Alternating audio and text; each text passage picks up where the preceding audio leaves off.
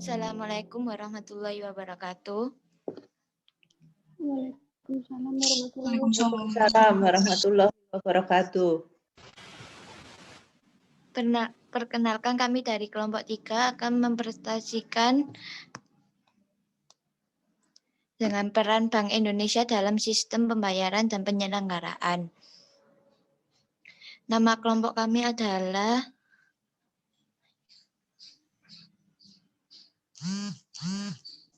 saya Sabrina Rahmatika Agustin.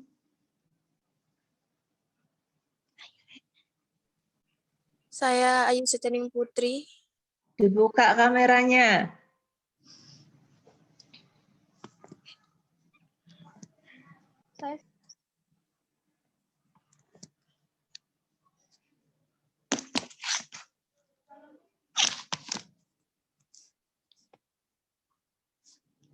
Saya Umar Syauki.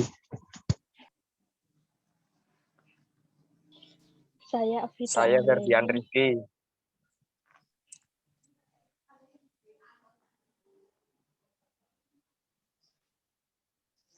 Dan ada Sinara Talita Putri dan Afrida Anggrayani.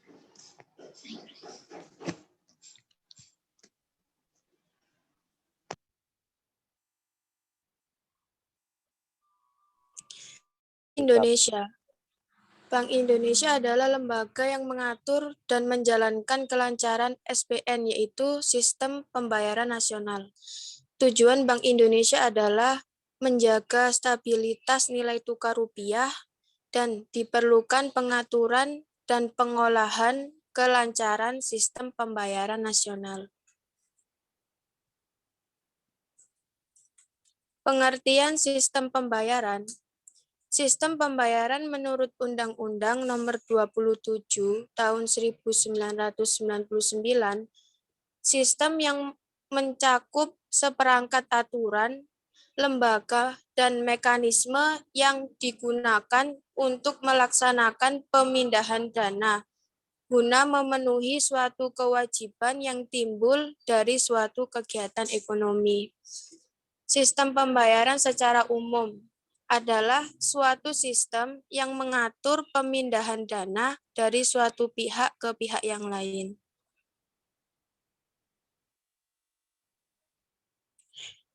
Peran Bank Indonesia dalam sistem pembayaran secara umum. Dalam menjalankan tugasnya, menjaga dan mengatur kelancaran sistem pembayaran, Bank Indonesia berwenang untuk mengatur, melaksanakan, dan memberi persetujuan, perizinan, serta pengawasan penyelenggaraan sistem pembayaran. Dalam menjalankan tugasnya, Bank Indonesia berpedoman pada prinsip keamanan, efisiensi, kesetaraan akses, dan perlindungan konsumen.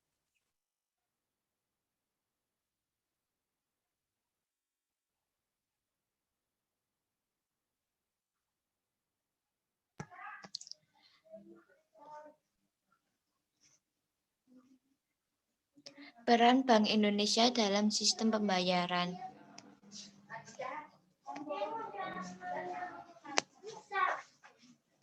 Satu, regulator, 2, fasilitator, 3, pengawas, dan 4, operator.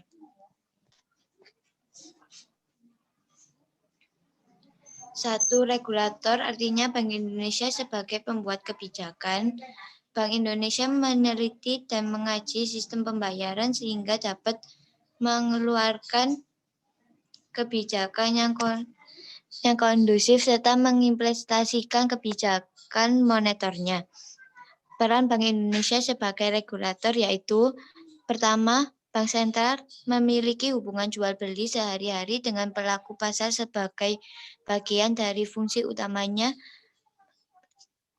mengimplementasikan kebijakan moneter, sehingga tidak ada lembaga lain yang memiliki pengetahuan dan akses sejenis ke aliran utama sistem keuangan. Kedua, tanggung jawab untuk mempertahankan stabilitas ekonomi makro sangat sejalan dengan peran untuk menjamin stabilitas keuangan. Ketiga, fungsi lender of last resort memang ada di Bank Sentral. Dengan fungsi itu, Bank Sentral dapat menggunakan neracanya untuk menyediakan pendanaan darurat jangka pendek di masa krisis.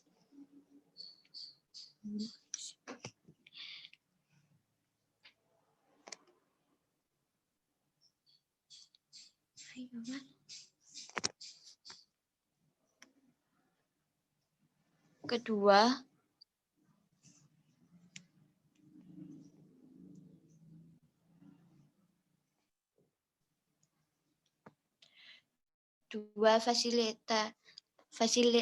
fasilitator, artinya Bank Indonesia memfasilitasi. Peranan Bank Indonesia sebagai fasilitator lebih menitik beratkan pada implementasi berupa program-program real yang dapat bermanfaat bagi perkembangan sistem pembayaran. Bentuk-bentuknya berupa bantuan biaya, technical assistance, baik berasal dari tenaga-tenaga profesional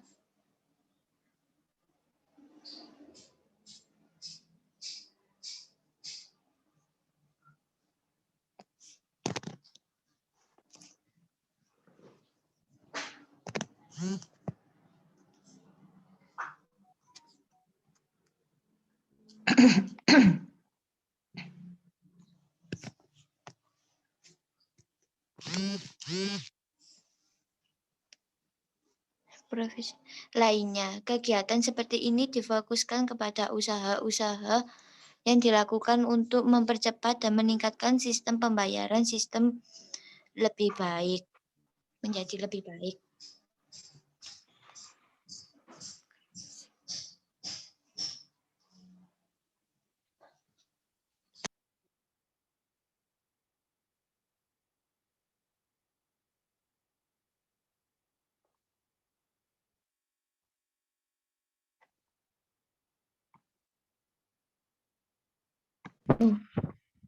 Tiga, pengawas.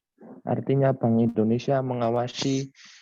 Hakikatnya pengawasan adalah untuk mencegah sedini mungkin terjadinya penyimpanan, pemborosan, penyelewengan, hambatan, kesalahan, dan kegagalan dalam pencapaian tujuan dan sasaran serta pelaksanaan tugas-tugas organisasi. Dalam kaitannya dengan pengawasan sistem pembayaran, Bank Indonesia memiliki tanggung jawab agar masyarakat luas dapat memperoleh jasa sistem pembayaran yang efisien, cepat, tepat, dan aman. Fungsi pengawasan sistem pembayaran ini selain berwenang untuk memberikan izin operasional untuk melakukan pengawasan terhadap penyelenggaraan sistem pembayaran baik yang dilakukan oleh Bank Indonesia maupun pihak lain di luar Bank Indonesia. 4. Operator. Bank Indonesia menjalankan dan menyediakan layanan sistem pembayaran RTGS dan SKNBI. RTGS Real Time Gross Settlement merupakan suatu sistem transfer dana elektronik yang dilakukan secara bukan bank yang memiliki rekening giro di Bank Indonesia dapat menjadi peserta RTGS dengan persetujuan Bank Indonesia. SKNBI Sistem Clearing Nasional Bank Indonesia merupakan suatu sistem transfer dana elektronik antar peserta maupun nasabah. Pelayanan SKNBI dibedakan dalam dua kegiatan, yaitu penyelenggaraan clearing nasional PKN, yaitu unit kerja di kantor pusat Bank Indonesia yang bertugas mengolah dan menyelenggarakan SKNBI secara nasional. Penyelenggara clearing lokal PKL yaitu unit kerja di Bank Indonesia dan bank yang memperoleh persetujuan Bank Indonesia untuk mengelola dan menyelenggarakan SKNBI di suatu wilayah clearing tertentu. Terima kasih.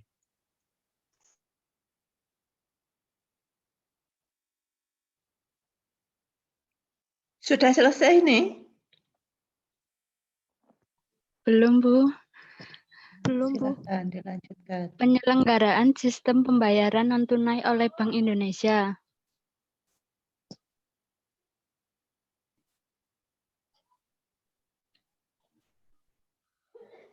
Sistem pembayaran non-tunai. A. BIRTGS. Real Time Gross Settlement merupakan sistem transfer atau pemindahan dana elektronik yang penyelesaiannya dilakukan setiap terjadi transaksi individual dan bersifat seketika. B. BISSSS. Scriptless Security Settlement System merupakan sarana transaksi dengan BI yang dikaitkan dengan penatausahaan surat berharga secara elektronik. C. SKNBI, Sistem Clearing Nasional Bank Indonesia.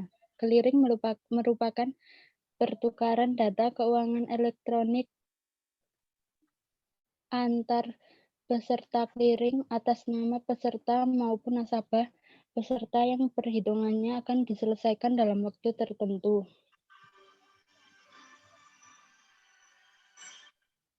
Manfaat sistem BIRTGS. A. Meningkatkan kepastian penyelesaian akhir setiap transaksi pembayaran yang berarti mengurangi risiko penyelesaian akhir. B. Menjadi sarana transfer dana antar bank yang praktis, cepat, efisien, aman, dan handal. C. Meningkatkan efektivitas pengelolaan dana baik bagi peserta maupun pihak otoritas moneter dan perbankan. D. Menjadi informasi pendukung dalam menjalankan kegiatan operasi moneter dan sistem peringatan dini dalam pengawasan bank. E. Menjadi sarana penyelesaian akhir bagi transaksi pembayaran retail, meliputi pembukaan hasil clearing yang diselenggarakan oleh BI. F. Menjadi sarana pelimpahan penyelesaian akhir transaksi serah dana dan dari perdagangan sekuritas.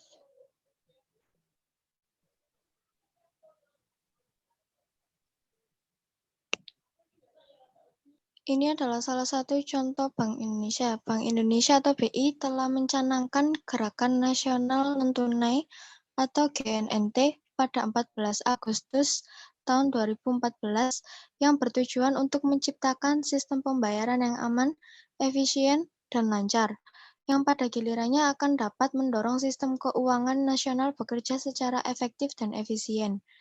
Elektronik transaksi keuangan merupakan perubahan cara pembayaran yang semula menggunakan tunai menjadi non-tunai. Elektronifikasi transaksi keuangan merupakan salah satu bentuk GNNT yang dicanangkan oleh Bank Indonesia.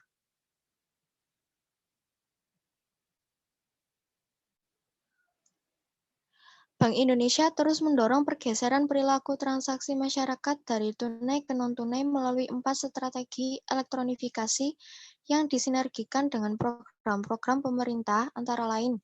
Pertama, fasilitasi modal bisnis. Kedua, regulasi dan kebijakan yang mendukung. Ketiga, optimalisasi sumber daya lokal. Dan keempat, edukasi dan monitoring.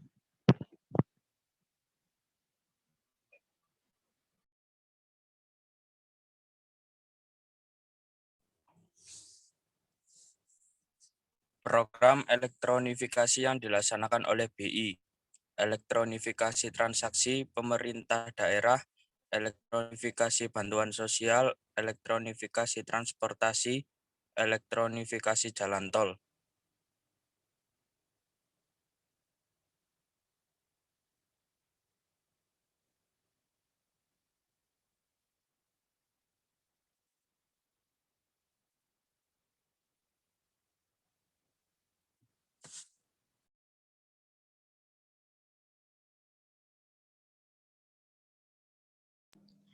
Sekian dari saya, apakah ada pertanyaan?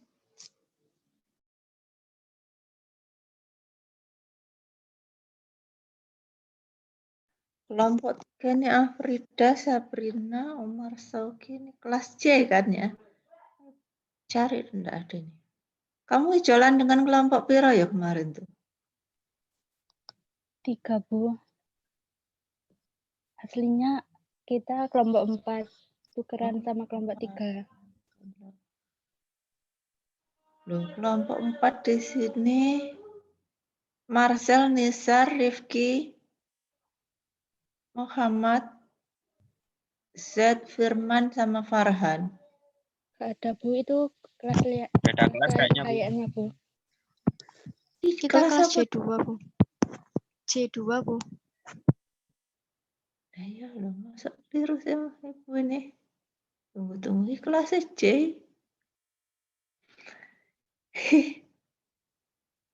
Makan ini. Iya wes. Sementara nanti tak golekan ininya. Kesalahan ini padahal di kelas C1 2020. C. Oke. Dari yang dipresentasikan ini mungkin ada yang mau ditanyakan, silahkan.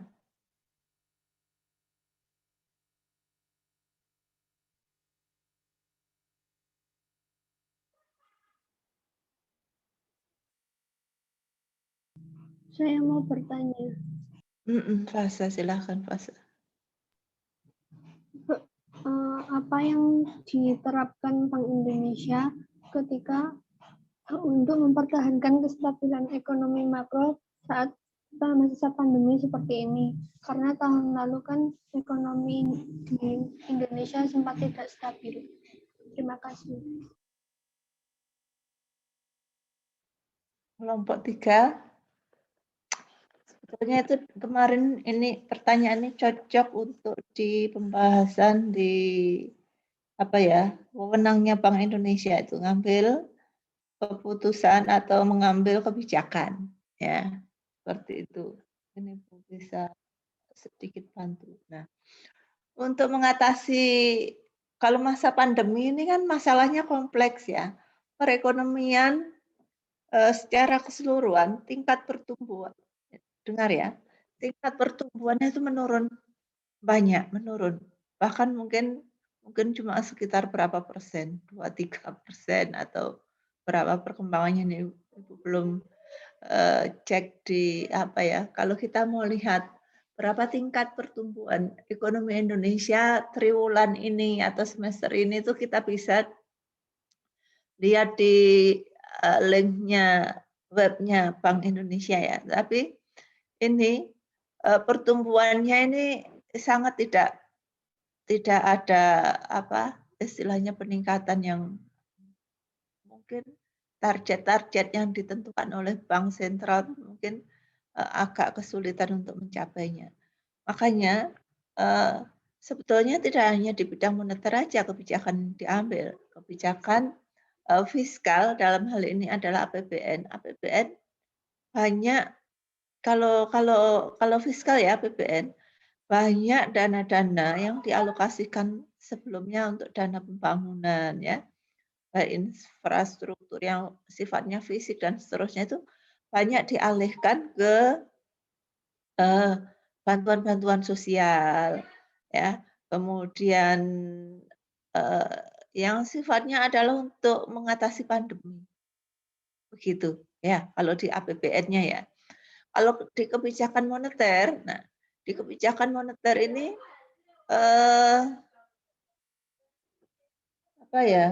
tergantung ininya. Ini kan secara makro kan begitu, pertumbuhannya rendah, kemudian tentunya investasi juga rendah. Tingkat investasi rendah karena mau berinvestasi nanti banyak ruginya juga karena tidak ada permintaan yang tinggi dari masyarakat kan begitu. Terus di dunia perbankan sendiri menyalurkan kredit juga susah. Nah, kalau ini Ibu belum ikuti sebetulnya kebijakan yang diambil bank sentral selama ini apa, tapi rupanya tetap mempertahankan mungkin melihat ketika misalnya kemudahan kredit. Nah, jadi diharapkan mungkin masyarakat akan banyak mengambil kredit untuk melakukan kegiatan investasi. baik itu skala besar ataupun kecil ya. Kalau tingkat mikro UMKM kan paling tidak masyarakat bisa menjalankan usahanya untuk mempertahankan apa, untuk mendapatkan penghasilan dan seterusnya. Itu UMKM. Jadi tingkat suku bunganya pun juga tidak tinggi, tidak ditawarkan tinggi, seperti itu. Kemudian itu yang bisa diambil ya. Kemudian kalau yang sering dilakukan bank sentral itu adalah menentukan itu tadi tingkat suku bunga, menaik turunkan. Ya. Ketika memang membutuhkan apa masyarakat biar bisa mendapatkan modal lebih mudah, ya, berarti tingkat suku bunganya diturunkan seperti itu. Sehingga masyarakat mudah mengakses untuk mendapatkan modal, bisa melakukan kegiatan ekonominya. Kalau yang butuh kekurangan modal kan begitu. Seperti itu. Nah, sementara ini masa pandemi ini yang memang masa-masa sulit kan begitu. Banyak pengusaha-pengusaha yang gulung tikar kan. Nah, bedanya dengan krisis ekonomi yang terjadi di tahun 1998 dulu, itu berbeda krisisnya dengan yang saat ini. Kalau yang saat ini nih bukan karena nilai tukarnya yang ini ya, karena memang lemahnya ini situasinya. Halo, masih dengar ya? Jadi lemah kalau tahun 98 itu karena guncangan ekonominya salah satunya adalah nilai dolar yang begitu terus meningkat. Sehingga perusahaan-perusahaan gulung tikar itu karena nanggung utang yang begitu besar. Tapi apa ya? Sehingga waktu itu yang bertahan, mampu bertahan adalah usaha-usaha ekonomi mikro. Jadi usaha-usaha kecil. Mikro menengah kecil ya, menengah kecil. Itu mikro. UMKM-nya masih berjalan dengan baik, yang bertahan malah masih berjalan terus. Yang kebanyakan bangkrut itu adalah perusahaan-perusahaan besar. Nah, kalau saat ini ya yang melemah kedua-duanya kan begitu. UMKM-nya yang ini, orang yang biasa jualan, pembeli banyak, sekarang terbatasi. Karena itu tadi, apa, orang susah keluar kan begitu ya, sehingga tidak ada pembelinya. Nah, seperti itu ya, agak susah untuk ininya. Jadi permasalahannya berbeda. Jadi itu. Kalau dari sisi fiskal ya itu tadi yang diambil, kebijakan yang diambil oleh pemerintah, ya pengaturan, pengalokasian dana APBN-nya lebih banyak digunakan untuk yang sifatnya adalah sosial. Yang untuk pembangunan infrastruktur dan seterusnya itu banyak dialihkan, banyak dipotong dana pekerjaannya. Gitu, dialihkan untuk kebutuhan memenuhi apa, membantu masyarakat. Kalau itu fiskalnya ya. Kalau bidang moneternya ya itu tadi. Nanti kalau di apa, kalau di ini itu belum ini ya, kalau kebijakan realnya soal apa ini, operasi pasar terbuka itu apakah pemerintah membeli surat berharganya atau bahkan sebetulnya pemerintah ini menjual surat berharga, mengharapkan ada dana masyarakat yang masuk ke negara untuk bisa APBN-nya tetap berjalan. Ini sebetulnya sangat rumit sekali, tapi di masyarakat sendiri sebetulnya kesulitan secara ekonomi kan gitu. Seperti itu. Jadi memainkannya kebanyakan di ini ya, di mengatur tingkat suku bunga. Seperti itu. Jadi jadi kebijakan yang diambil untuk menghadapi pandemi ini tidak hanya di bidang moneter saja, tetapi di bidang fiskal maupun kebijakan-kebijakan real lainnya. Nah, seperti itu, Fasa.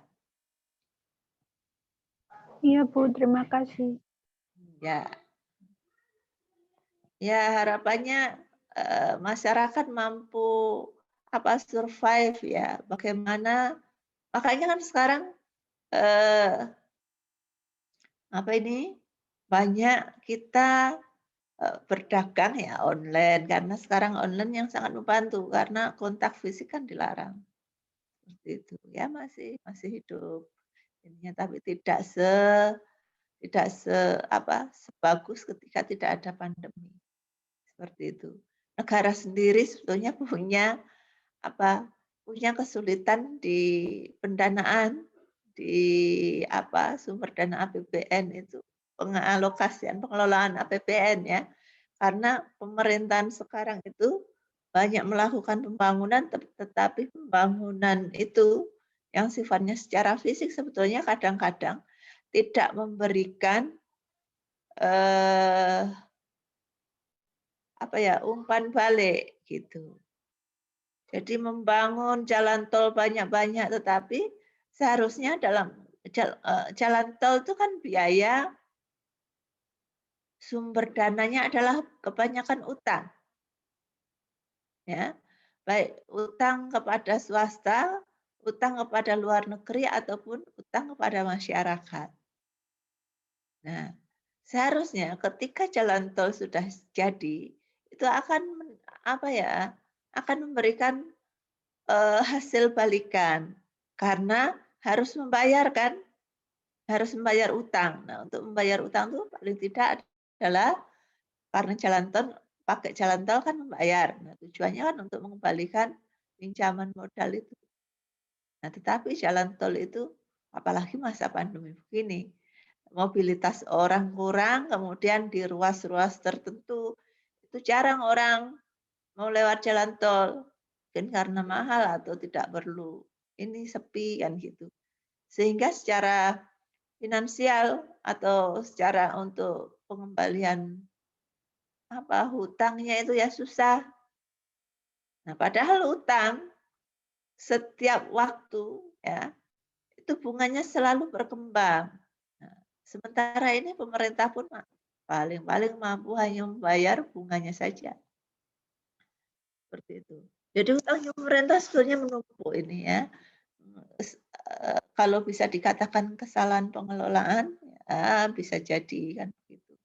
Karena sebetulnya ada beberapa yang pembangunan yang sebetulnya bisa ditunda, tidak harus dilakukan dulu. Misalnya memindahkan ibu kota, itu kan juga perlu dana besar. Nah, sekarang masa pandemi harus ada vaksin, membeli vaksin untuk masyarakat. Nah, uang dari mana kan begitu. Jadi lebih banyak ya difokuskan ke situ untuk mengatasi pandemi. Itu. Akhirnya kita harus survive lah bagaimana caranya kita tetap bisa bertahan di masa pandemi. Kalau kita masyarakat bagi orang yang punya tabungan ya terpaksa ketika misalnya dia sudah tidak bekerja lagi, misalnya punya tabungan, akhirnya makan tabungan. Atau bekerja yang pokoknya bisa menghasilkan. Gitu. Apa? Karena masih juga ada sektor-sektor yang bisa jadi peluang ya untuk menghasilkan meskipun tidak sebanyak ketika tidak masa pandemi. Seperti itu. Agak ruwet ya masalahnya negara ini. Tergantung pengelola negara dalam hal ini presiden dalam mengambil kebijakan-kebijakan untuk mengatasi ini begitu, baik di bidang moneter maupun fiskal. Gitu. Oke ya, nah hal-hal seperti ini ya ilmunya itu kepake ini kalian. Kenapa kok krisis? Kenapa ini? Nah, krisis begini ini kan karena orang banyak menganggur. Orang banyak menganggur, nggak punya pekerjaan, nggak punya pendapatan, berarti permintaannya juga berkurang, daya belinya juga berkurang. Kalau daya belinya berkurang kan jarang beli-beli. Nah, bagaimana perusahaan akan mencetak atau memproduksi barangnya banyak? Kan tidak. Pasti mengurangi produksinya. Kalau mengurangi produksinya, pasti mengurangi tenaga kerjanya, PHK. Nah, begitu terus kalau tidak ada penyelesaian yang tepat. Nah, ini rupanya pemerintah masih formulasinya bagaimana belum jelas betul. Sementara ya utang, pemerintah dengan utang kepada luar negeri, utang kepada masyarakat. Kalau utang kepada masyarakat, pemerintah menjual surat berharga. Kalau di kebijakan di bidang open market policy yaitu tadi menjual surat berharga kepada masyarakat sehingga masyarakat yang punya uang itu membeli surat berharga kan berarti uang masuk ke pemerintah, ya. Uangnya masuk. Nah, oleh pemerintah digunakan untuk menyelesaikan atau membantu menyelesaikan masalah-masalah ya pembangunan pandemi ya kesejahteraan masyarakat itu. Seperti itu. Kan masih ada masyarakat yang punya tabungan kan. Lalu dia berinvestasi melalui surat berharga, berarti ya tetap aja namanya pemerintah utang. Jadi pemerintah utang saat ini. Untuk mengatasi pandemi itu pemerintah banyak utang. Entah luar negeri ataupun masyarakat Indonesia sendiri. Itu. Kira-kira itu. Kalau perbankannya ya tingkat suku bunganya itu.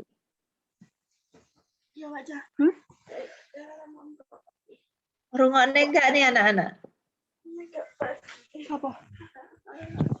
Halo. Iya, Bu.